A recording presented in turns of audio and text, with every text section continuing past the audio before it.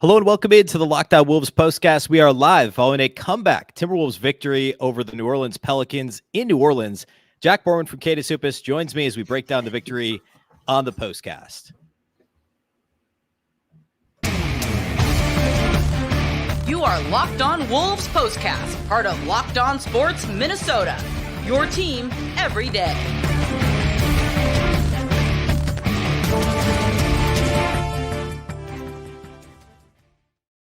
Welcome into the Locked On Wolves postcast, part of the Locked On Podcast Network, your team every day.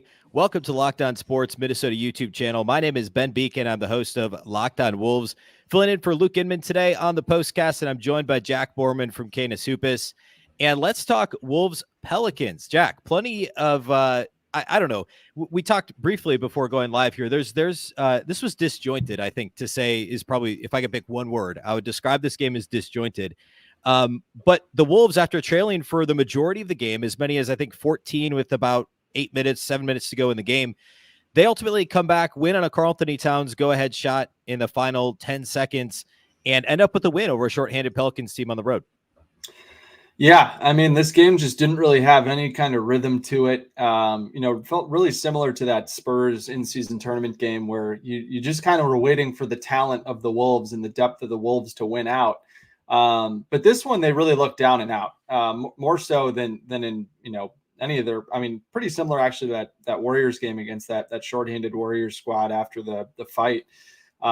Where the Timberwolves, you're just kind of waiting for them to make a push, and they finally did in that third quarter. But again, just kind of let their foot off the gas, and it was, part of a recurring problem that their offense just didn't really have any rhythm, and that really started right away in the first quarter.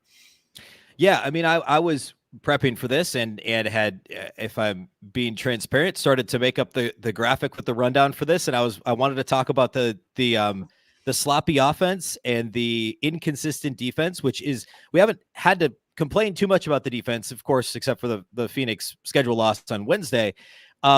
But I guess I want to start there because the first quarter just wasn't good in general. I think the Wolves were like down 6 at the end of the first, but the second quarter, the offense got on track a little bit, and the defense just never really felt ever in this game until the final handful of Pelicans possessions. I guess in general, they did a good job on Brandon Ingram in the fourth quarter, but they really struggled early in the game with number one, the pick and roll game from New Orleans. And related to that, Jonas Valanciunas' physicality in this game. Valanciunas is a player who, going back to his days in Memphis, has often given the Wolves trouble. Didn't in the first matchup this season, really, against the Pelicans. But his physicality combined with how good the Pelicans are with their pick and roll, the Wolves really struggled to guard it early. And that's what I think really what put them in a hole early. Yeah, no question about it. I think that, it was something where, I was pretty surprised that Karl-Anthony Towns didn't guard Valanciunas to start out with. But I know we know that Valanciunas has given Cat some foul trouble issues in the past, so that could have been part of it. But I thought it was a good kind of opportunity to run that Denver defense where they've kind of spied Rudy off of Herb Jones. But of course, Herb Jones made like 3 threes in the first half. But yeah, I think that the Timberwolves have just been slow with their perimeter defense. They've had a tougher time getting around screens. And they've really been kind of in no man's land with that low man out of the corner where they haven't really, sunken in far enough to really tag correctly and help and force the ball out of the ball handler's hands. But they weren't really staying home on shooters enough where they could take away that pass to the corner. And that really, plagued them early on in the first quarter. And then, when they finally made a couple of corner threes, the Pelicans, and then the Wolves, just stayed home on shooters and were giving up wide open mid-range looks. And the Pelicans have a lot of guys that can do damage in the mid-range. We saw especially from Dyson Daniels got in there, with that floater, and Ingram got to it early. And then Valanciunas, I think, made 8 or 9, mid-range shots, which was pretty impressive from him. But yeah, I think that, the teams are really going to try to set high ball screens. We saw it in that Phoenix game too, where, they're just going to get down into the middle of the floor and kind of test the Wolves drop defense, especially if Karl-Anthony Towns is playing the 5, and he really struggled in that role in the second half of that first quarter. And then it dropped big, coverage. And that's why, the Timberwolves went away from it when Karl was playing the 5 later on in the game. They went to a zone, which I thought was a pretty important way of kind of serving as an antidote to that attack that the Pelicans had there. Yeah, the Wolves even played some zone, like basically crunch time in the fourth quarter, which was surprising. And we hadn't seen a whole lot of that early this year. It was kind of the non-Rudy, defense. And then the Wolves were even doing that with Rudy on the floor late.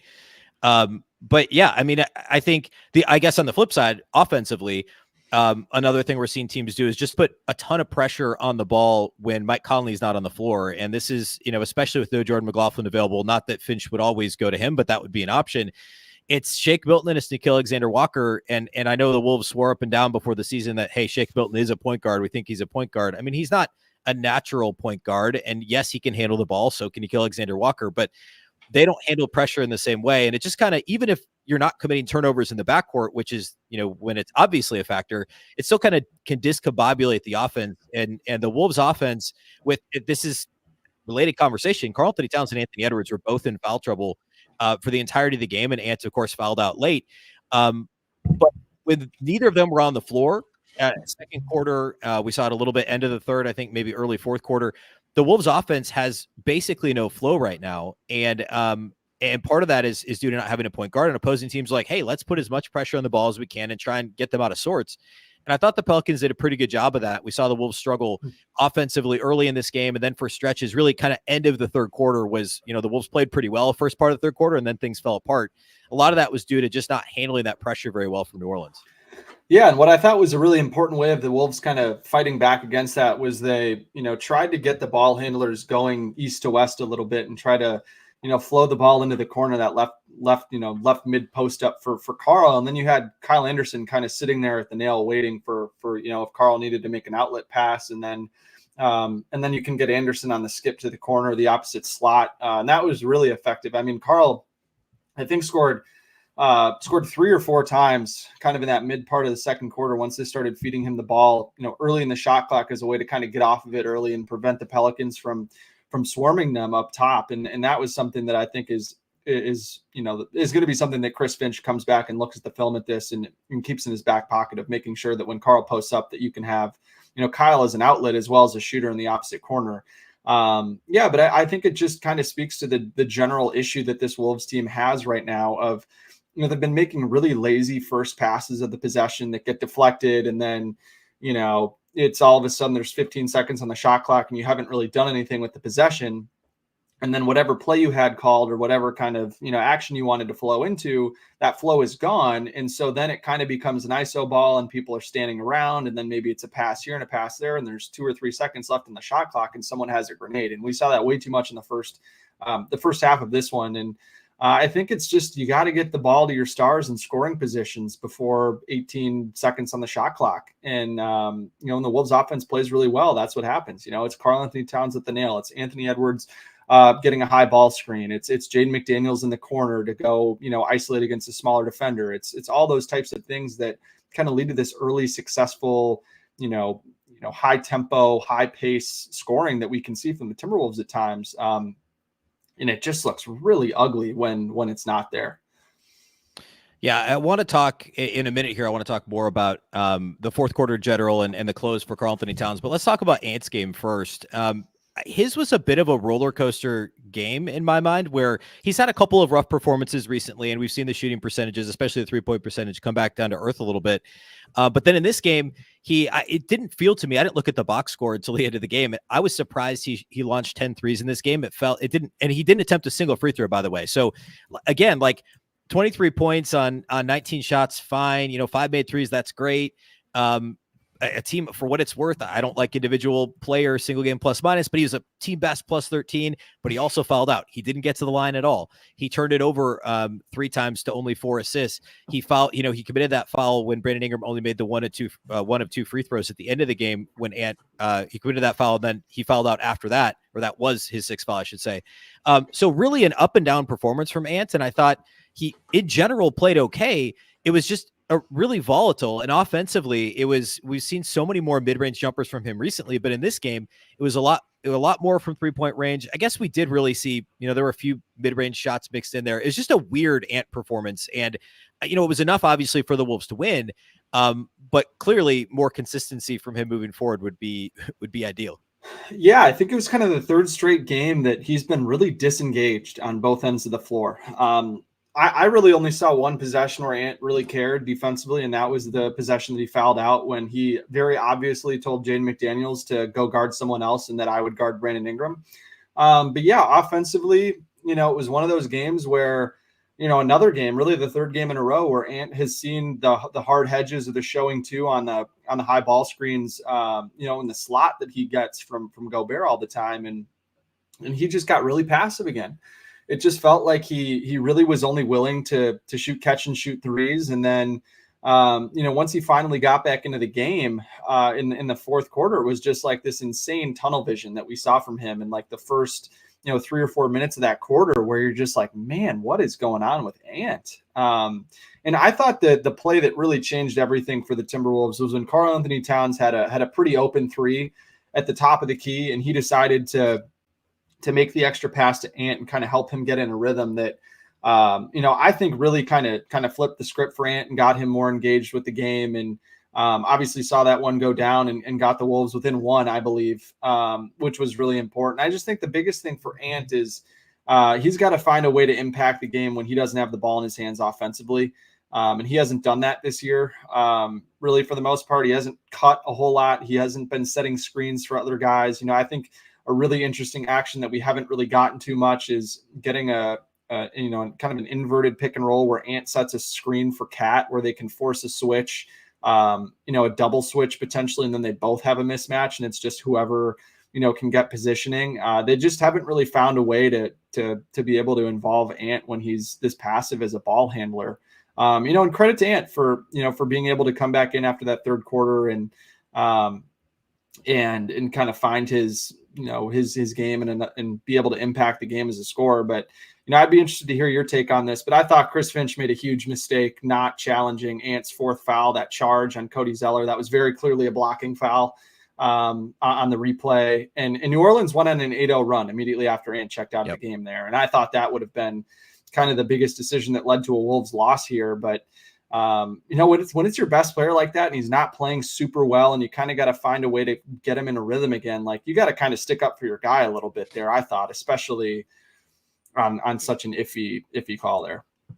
Yeah, I agree. I mean, I think it was, it almost kind of felt like we see this all the time, but more recently, I'm blanking on who it was on Friday night that held on to it. Was it Denver? Oh no, Denver burned a challenge. That's what it was. Denver burned it against the Pelicans, burned a challenge or burned their challenge on a call that wasn't going to get overturned. And they didn't have one later when the out of bounds call went against them. And the last 2-minute report confirmed it was a bad call. So yeah, I mean, you see these coaches want to keep that in their back pocket for late in the game, but you're right. And at that moment with the Wolves trailing and they were down by so much kind of hanging around the 8 to 12 point deficit for so much of the game, it did seem kind of crazy that seems to be a situation where you want as much as you can. You want to risk that challenge to try and keep your best player on the floor as much as possible. And it was an iffy call. And even like on that last possession when Ant got his sixth foul, it was, I think what Ant was actually called for in a sixth foul wasn't a foul, but he fouled at least once before that when he, reached in. And I think the ref was just kind of finally like, all right, you're clearly just bodying him up. Everybody knows you think we're not going to foul you out. So like, here you go. Here's your sixth foul. All right, let's talk about our friends at Gametime. And then I want to get into the fourth quarter, talk about that. So when it comes to Gametime, you shouldn't have to worry when you're buying tickets to your next big event. Gametime is the fast and easy way to buy tickets for all the sports, music, comedy, and theater events near you. With killer last-minute deals, all-in prices, views from your seat, and their best price guarantee, Gametime takes the guesswork out of buying tickets. You can see the view from your seat before you buy, too, so you know exactly what to expect when you arrive at your event. All-in prices show you your total up front, so you know that you're getting a great deal without hidden fees. You can buy your tickets in seconds with 2 taps, and also they have zone deals. So you pick the section, and Gametime picks the seats for an average of 18% savings. Download the Gametime app, create an account, and use the code LOCKEDONNBA for $20 off your first purchase. Terms apply. Again, create an account and redeem the code LOCKEDONNBA, LOCKEDON NBA, right there on your screen on YouTube for $20 off. Download Gametime today. Last minute tickets, lowest price guaranteed. All right. Let's talk a little bit more about the fourth quarter. We talked already about Ant and the foul trouble. I thought in general, the fourth quarter was obviously the best quarter the Wolves played. I thought on both ends they played well. For both Ant and Cat to play the final like 6, I think 8 minutes, maybe even with 5 fouls.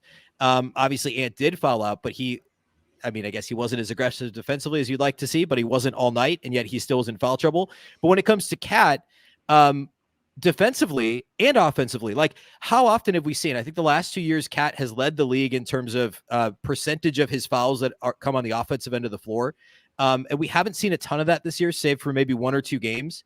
And I thought even on offense with 5 fouls, and I'm not only talking about the last possession, which I do want to discuss, I thought he was being aggressive, trying to get position, trying to get commanding the ball, and driving aggressively, but not out of control. It was like the right balance from Karl-Anthony Towns of not just fading away to, like fading away from the action to try and not pick up that 6th foul, but also not playing out of control as we've seen him do in the past with that stray voltage stuff.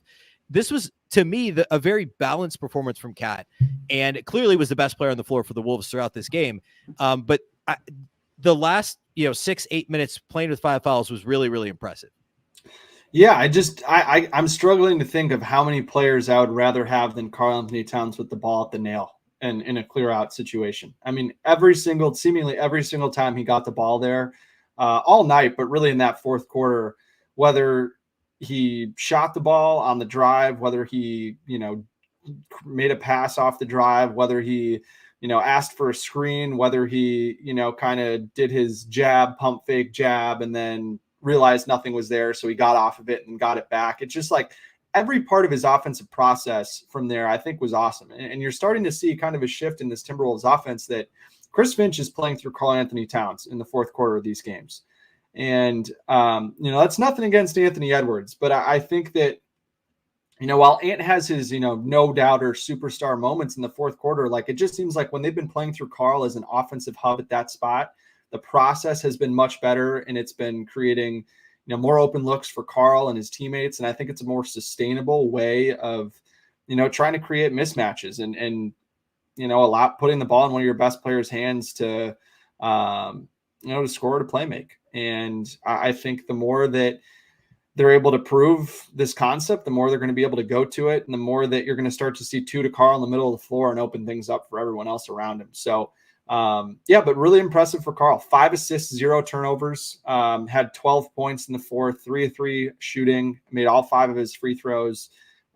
Just really, put the screws to that defense and collapsed it in every which way. And every single time they needed him to make a play, he made the right play. He didn't try to force a shot or force a pass. Like you were saying, it was like a perfect, like you were saying, this perfect balance of patience, but also going quick, but not rushing it. Like it's hard to describe, but it's exactly what it was from him. Well, and Wolves fans know, like after watching, 7 years or whatever of Karl-Anthony Towns, that like, it when you see it, what that balance is. And it's a very fine line. And I think this is a whole other topic that I could talk about forever on the Locked On Wolves show. But like the national narrative about Cat is one thing. And I think sometimes I think even like speaking for all Wolves fans, I guess people get, on like really worried about the stray voltage stuff or really locked in on the defensive issues. But like there is a fine line, and you could just see it when it's one of those nights. And it was almost right away. I think it was the very first possession of the game. The Wolves ran a dribble handoff action, and Cat was kind of on the left mid post. And he made a decision right away. I'm just going to give this to Ant, and Ant got off a shot in the corner and made it. And Cat got his first assist of the night right there. But sometimes it could be like getting over aggressive, backing somebody down or whatever, where he's not in the most advantageous position. But from that moment, it kind of felt like, okay, Cat's got the right balance tonight. You talked about his fourth quarter stats. He finished the game with 29 points. He was 10 of 11 shooting. He only attempted 2 threes, and they were those 2 made threes in the fourth quarter. He hadn't attempted a 3 all night. And this is an example of, in the past, he would have had to deal with Jonas Valanciunas himself pretty much in the paint, and Valanciunas was awesome in this game. Instead, Rudy Gobert had to deal with him. And yes, Valanciunas, for a good chunk of the game, was the best big on the floor. I guess maybe the first half safely, I think you could say. And he finished with 26 and 11, had an efficient game himself. But almost half of that production was early. Like he had 11 or 13, something like that in the first quarter. And Rudy had to deal with him. And Cat was, didn't necessarily have that matchup for the entirety of the game. on both ends of the floor at least, and finished with 29, 9 assists. He easily could have had a couple more. Shake Milton missed a weird layup under the basket. There were a couple passes that he had to open shooters where they just missed. So he easily could have had a point assist double-double, but 29, 9, 6 rebounds, 2 blocks. He missed 1 shot from the field, was 7 of 8 at the line, and was a +9 and played the last several minutes with 5 fouls. It's really hard to ask for much more out of Karl-Anthony Towns. Let's talk about Rudy's game. Rudy finished with a line of 17 and 11. Yes, he missed a pair of free throws late in the game that were enormous in the moment, but he'd also made a couple of really big free throws a couple of minutes before that and was 7 of 10 from the line. Struggled with Valanciunas early, but in general, again, a pretty solid Rudy Gobert game. It was certainly better than what we saw Tuesday and Wednesday for most of those games from Rudy, but it wasn't quite to the level of what we'd seen, last week when the Wolves were on this winning streak and he was looking every bit the part of the defensive player of the year, Rudy. He had some moments where he struggled defensively in this game and seemed a half step slow, but it was another, again, good enough to win, solid in big moments down the stretch, has a presence in the paint, even though he finishes with 1 block shot. I thought it was another decent Rudy Gobert performance. Yeah, and I think, I wanted to make this point, in this little last segment that we had, but I think it plays perfectly here is that, when you talk about Valanciunas, dealing with Rudy or Rudy dealing with Valanciunas on offense, it's huge because most, NBA starting 5s are the first sub out, right? If you look around the league. And that allows Karl-Anthony Towns to then shift to the 5. And a lot of these teams now in the modern NBA have small ball 5s as their backup 5s. And that's what's allowing Karl to, kind of cut out some of the stray voltage stuff is that these smaller 5s aren't quite as physical, which is important. And what Rudy's been doing this all year where he battles inside with all these 5s and kind of, kind of sets Karl up to be able to attack these 4s. And I think tonight's a great example of where you don't really notice Rudy Gobert the whole game. But then in these moments, he just makes these super small plays. And yes, he missed both free throws at the end of the game, but keep in mind that the possession on which he drew a foul, he, forced a ball out of bounds that went off of, I think, Najee Marshall and got the Wolves another opportunity to then go 2 for 1. Right. So, it was just a lot of plays like that. He did a really good job. He spaced more to the corner in this game, which was the first time we saw that all year. He did take a corner 3, which I thought was pretty funny. But, that's something that I think Karl-Anthony Towns has to be pretty excited about is that there's a huge difference from when Rudy is at the block or the short corner from when he's all the way to the corner. Even though Rudy Gobert is not a shooter, you saw that Valanciunas kind of was dragged more out to that short corner area. And when Karl was a driver, it opened up a lot more open passing opportunities. We saw a corner crash lob to Rudy from Karl. And the other thing with Gobert too, is I think, he's so smart about when to contest and when to stay in to rebound, which is something that I think, really compromised the Wolves defense before he got here when Karl was the 5. And that's something that you don't ever really realize when you're watching the game. But when you go back and watch a game or you're subtly watching out for those things, they really make a difference. And the other thing too, I think here is some of these moments when Ant and Karl were both on the bench and they had that Anderson at the 4, Gobert at the 5. Rudy was setting so many just rock solid A+ screens for Kyle Anderson that allowed Kyle to snake into the lane and score. I think he had 8 points or something like that in the first half, which was really important. So yeah, I mean, it's all the little things for Gobert, and tonight was a perfect example. And you got to pat him on the back for sure for going 7 of 10 for the free throw line. No question about it. Let's talk about our friends over at PrizePicks. PrizePicks is the largest daily fantasy sports platform in North America. They are the easiest and most exciting way to play DFS. It's just you against the numbers. Instead of battling thousands of other players, including pros and sharks, you pick more than or less than on 2 to 6 player stat projections and watch the winnings roll in. With basketball season well underway now, you can pick combo projections across football and basketball. Tomorrow's Sunday, perfect time to do it. Check out the NBA schedule and go check out what's happening in the football world. A league created specifically for combo projections is called the Specials League. You can include 2 or more players from different sports or leagues. For example, you could take LeBron James and Travis Kelce at a 10.5 point combo of 3-pointers made and receptions. You could pick more than or less than that number and watch your winnings roll in. PrizePicks even offers a reboot policy so that your entries stay in play even if one of your players gets injured. For football and basketball, if you have a player who exits in the first half and does not return in the second, that player is rebooted. PrizePicks is the only daily fantasy sports platform that has an injury insurance policy. Go to prizepicks.com/LockedOnNBA. Use the code LockedOnNBA for a first deposit match up to $100.